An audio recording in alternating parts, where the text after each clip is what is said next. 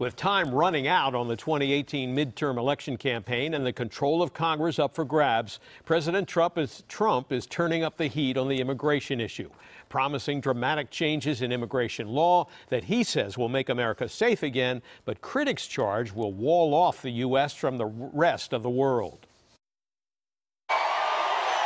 President Trump turning into the home stretch of the hard-fought midterm elections with a rally in Missouri Thursday night, where a crucial Senate race is a dead heat in the polls. The president vilifying the Democrats on immigration. Democrats are the party of open borders, socialism, and crime, whether you like it or not. It was a follow-up to comments like this earlier in the day about the migrant caravan, which is still hundreds of miles from the U.S. border and consists primarily of parents and their children. This is an invasion, and nobody's even questioning that. Late this afternoon, President Trump said he'll use executive authority to ban asylum seekers from entering the U.S. unless they surrender at a port of entry. Under this plan, the illegal aliens will no longer get a free pass into our country by lodging meritless claims in seeking asylum. Under the previous policy, migrants making asylum claims were permitted to stay in the U.S. while their cases were processed, regardless of where they entered. We're not releasing them into our country any longer. They'll wait for long periods of time. The U.S. granted asylum in 2016 to more than 20,000 immigrants who faced persecution or violence in their home nations. The new policy comes as Mr. Trump hardens his stance on immigration a week before the midterm elections.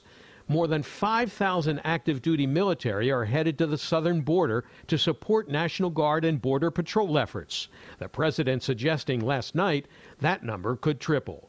The U.S. military, the president said, would use lethal force if migrants throw rocks. We will consider that a firearm, because there's not much difference when you get hit in the face with a rock. Consider it a rifle. President Trump also tweeted this profanity-laced web ad that shows Luis Bracamontes, an illegal immigrant from Mexico who was convicted of killing 2 police officers in Sacramento in 2014.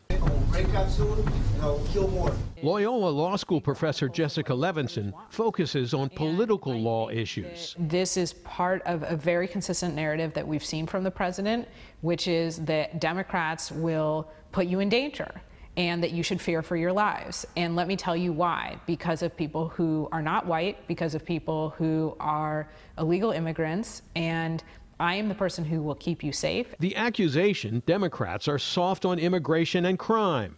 Bracamontes was deported from the U.S. twice, once under Bill Clinton and once under George W. Bush. One was Willie Horton, who murdered a boy in a robbery. The ad drew comparisons to the 1988 Willie Horton ad produced by allies of George H.W. Bush, which painted his opponent, then Democratic nominee Michael Dukakis, as soft on crime. Critics called it a racially charged attack. In an interview last night aboard Air Force One, President Trump dismissed charges of racism. Anytime a Republican is leading, they take out the R word, the racist word. And I'm not anti-immigrant at all. I'm all for people coming into the country legally and people based on merit. Tennessee Republican Bob Corker, retiring from the Senate in January, said the president is using immigration to his political benefit. It's all about revving up the base and using fear to stimulate people coming out at the polls.